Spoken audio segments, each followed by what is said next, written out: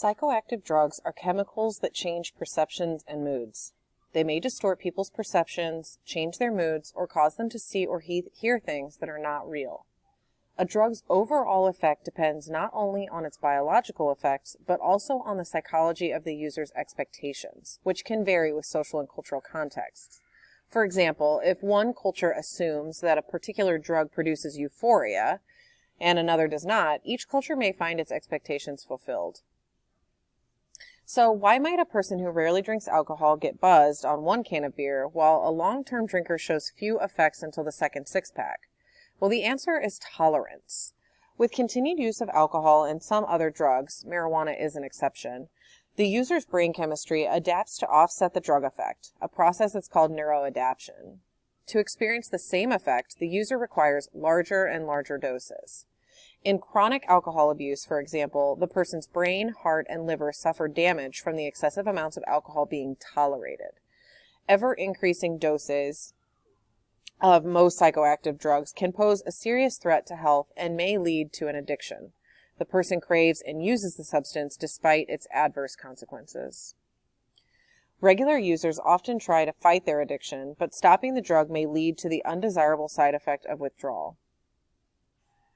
As the body responds to the drug's absence, the user may feel physical pain and intense cravings, indicating physical dependence. People can also develop psychological dependence, particularly for stress-relieving drugs such as alcohol. Although not always physically addictive, such drugs may become an important part of the user's life, often as a way of relieving negative emotions. For someone who's either physically or psychologically dependent, obtaining and using the drug can become the day's focus. Categories of drugs that affect consciousness include depressants, stimulants, and hallucinogens.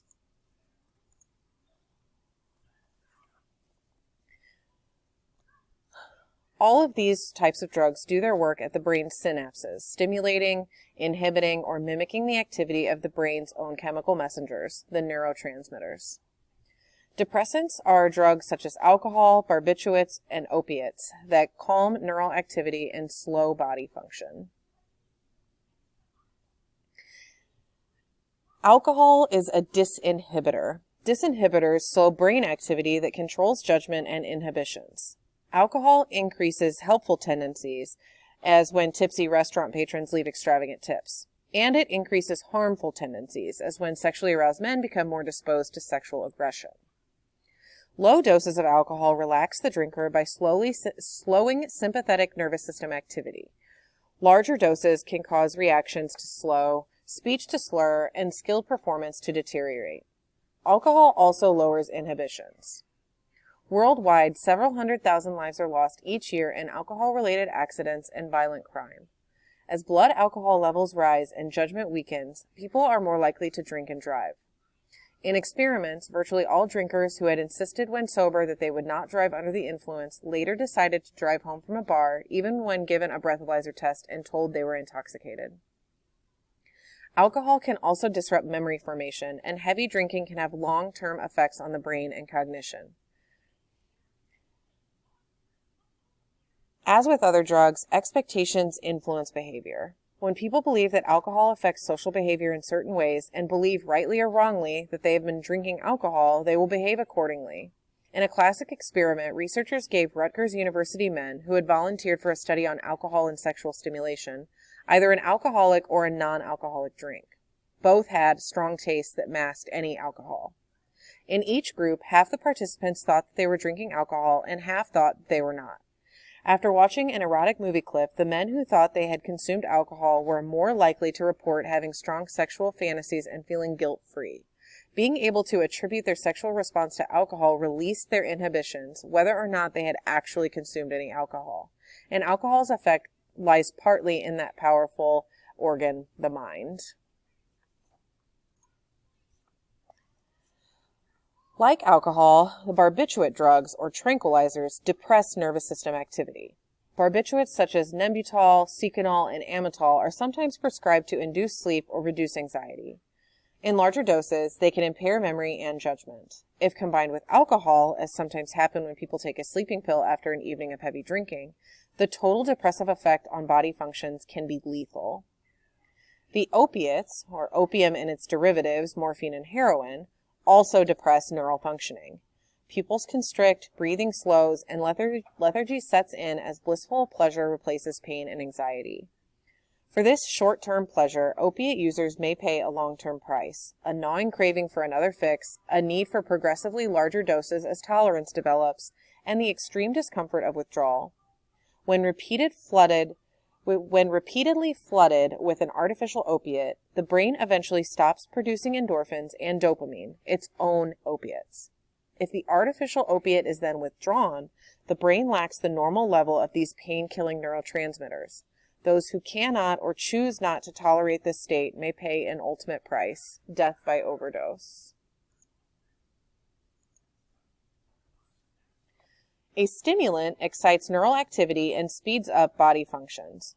Pupils dilate, heart and breathing rates increase, and blood sugar levels rise, causing a drop in appetite. Energy and self-confidence also rise. Stimulants include caffeine, nicotine, amphetamines, cocaine, methamphetamine, and ecstasy. People use stimulants to feel alert, lose weight, or boost mood or athletic performance. Unfortunately, stimulants can be addictive, as you may know if you're one of the many who use caffeine daily in your coffee, tea, soda, or energy drinks. Cut off from your usual dose, you may crash into fatigue, have headaches, be irritable, or slip into a depression. A mild dose of caffeine typically lasts 3 or 4 hours, which, if taken in the evening, may be long enough to actually impair your sleep. Nicotine is one of the most addictive stimulants found in cigarettes and other tobacco products, as well as vapes. A teen to the grave smoker has a 50% chance of dying from the habit, and each year tobacco kills nearly 5.4 billion of its 1.3 billion customers worldwide. By 2030, annual deaths are expected to increase to 8 million. Those addicted to nicotine find it very hard to quit because tobacco products are as powerfully and quickly addictive as heroin and cocaine. Attempts to quit, even within the first weeks of smoking, often fail. As with other addictions, smokers become dependent and they develop tolerance. Quitting causes nicotine withdrawal symptoms, including craving, insomnia, anxiety, irritability, and distractibility. Nicotine-deprived smokers trying to focus on a task may experience a tripled rate of mind wandering. When not craving a cigarette, they tend to underestimate the power of such cravings. All it takes to relieve this aversive state is to smoke a cigarette or a portable nicotine dispenser. Within 7 seconds, a rush of nicotine signals the central nervous system to release a flood of neurotransmitters. Epinephrine and norepinephrine diminish appetite and boost alertness and mental efficiency. Dopamine and opioids calm anxiety and reduce sensitivity to pain. These rewards keep people smoking, even among the 8 in 10 smokers who wish they could stop. Each year, fewer than 1 in 7 smokers who want to quit will be able to resist. When asked if you had to do it all over again, would you start smoking? More than 85% of adult smokers have answered no. Half of all Americans who have ever smoked have quit, sometimes aided by a nicotine replacement drug and with encouragement from a telephone counselor or support group. Success is equally likely whether smokers quit abruptly or gradually. For those who endure, the small craving and withdrawal symptoms gradually dissipate over the ensuing 6 months. After a year's abstinence, only 10% will relapse in the next year. These non-smokers may live not only healthier but also happier lives. Smoking correlates with higher rates of depression, chronic disabilities, and divorce. Healthy living seems to add both years to your life and life to your years. Did you know that the recipe for Coca-Cola originally included an extract of the coca plant, creating a cocaine tonic for tired elderly people? Between 1896 and 1905, Coke not only included cocaine, but advertised the ingredient, but no longer. Cocaine is now snorted, injected, or smoked. It enters the bloodstream quickly, producing a rush of euphoria that depletes the brain's supply of the neurotransmitters dopamine, serotonin, and norepinephrine. Within the hour, a crash of agitated depression follows as the drug's effect wears off. Many regular cocaine users chasing this high become addicted. Experiments have shown that cocaine-addicted monkeys have pressed levers more than 12,000 times to gain 1 cocaine injection. In situations that trigger aggression, ingesting cocaine may heighten those reactions. In an experiment, caged rats would fight when given foot shocks, and they fought even more when given cocaine and foot shocks. Likewise, humans ingesting high doses of cocaine in laboratory experiments impose higher shock levels on a presumed opponent than do those receiving a placebo. Cocaine may also lead to emotional disturbances, suspiciousness, convulsions, cardiac arrest, or even respiratory failure.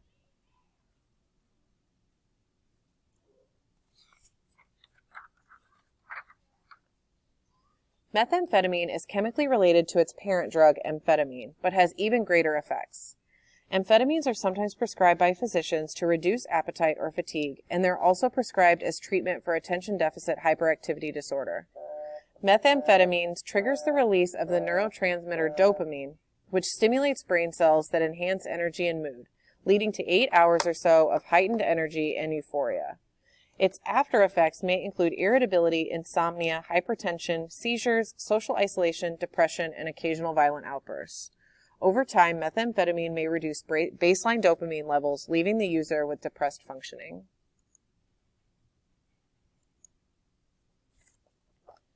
Ecstasy, a street name for MDMA, is both a stimulant and a mild hallucinogen. As an amphetamine derivative, ecstasy triggers dopamine release, but its major effect is releasing stored serotonin and blocking its reuptake, thus prolonging serotonin's feel-good flood. Users feel the effect about a half hour after taking an ecstasy pill. For 3 or 4 hours, they experience high energy, emotional elevation, and given a social context, connectedness with those around them. One short-term effect of ecstasy is dehydration, which, when combined with prolonged dancing, can lead to severe overheating, increased blood pressure, and sometimes death.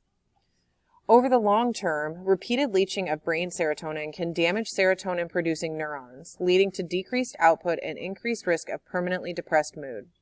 Ecstasy also suppresses the disease-fighting immune system, impairs memory, slows thought, and disrupts sleep by interfering with serotonin's control of the circadian clock.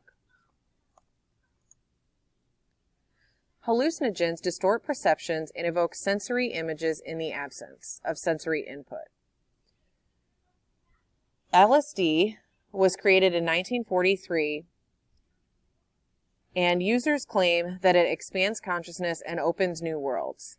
Sometimes people are convinced that they have achieved great insights while using LSD, but when its effects wear off, they often are unable to recall or use these discoveries.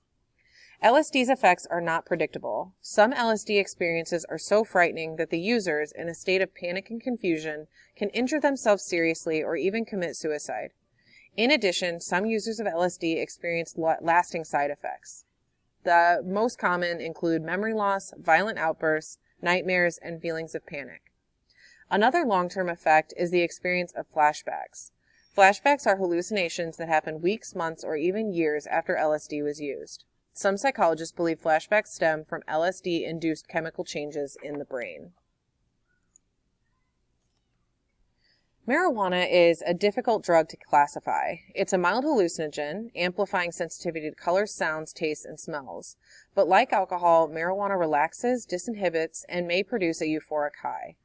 Both alcohol and marijuana impair motor coordination, perceptual skills, and reaction time necessary for safely operating an automobile or other machine. But marijuana and alcohol also differ. The body eliminates alcohol within hours. THC and its byproducts linger in the body for a week or more, which means that regular users may achieve a high with smaller amounts of the drug than would be needed by occasional users. This is contrary to the usual path of tolerance, in which repeat users need to take larger doses to feel the same effect. A user's experience can vary with the situation. If the person feels anxious or depressed, using marijuana may intensify these feelings. The more often a person uses marijuana, especially during adolescence, the greater the risk for developing anxiety or depression. If daily use has a worse outcome than infrequent use, marijuana also disrupts memory formation and interferes with immediate recall of information learned only a few minutes before. Such cognitive effect outlasts the period of smoking. Heavy adult use for over 20 years is associated with a shrinkage of brain areas that process memories and emotion. Prenatal exposure through maternal marijuana use impairs brain development. Despite their differences, the psychoactive drugs summarized here contain a common feature. They trigger negative after effects that offset their immediate positive effects and grow stronger with repetition. And that explains both tolerance and withdrawal. As the opposing negative after effects grow stronger, it takes larger and larger doses to produce the desired high, causing the after effects to worsen in the drug's absence. This in turn creates a need to switch off the withdrawal symptoms by taking yet more of the drug, which then leads to more addiction. Some people may be biologically vulnerable to particular drugs. For example, heredity influences some aspects of substance abuse problems, especially those appearing by early adulthood. Studies have shown having an identical rather than fraternal twin with alcohol dependence puts one at increased risk for alcohol problems. In marijuana use also, identical twins most closely resemble each other than do fraternal twins. Boys who at age 6 are excitable, impulsive, and fearless are also more likely as teens to smoke, drink, or use other drugs. Researchers have actually identified genes that are more common among people and animals predisposed to alcohol dependence, and they're seeking genes that contribute to tobacco addiction. These genes seemingly produce deficiencies in the brain's natural dopamine reward system. While triggering temporary dopamine-produced pleasure, the addictive drugs disrupt normal dopamine balance. Studies of how drugs reprogram the brain's reward systems raise hopes for an anti-addiction drug that might block or even blunt the effects of alcohol and other drugs in the future.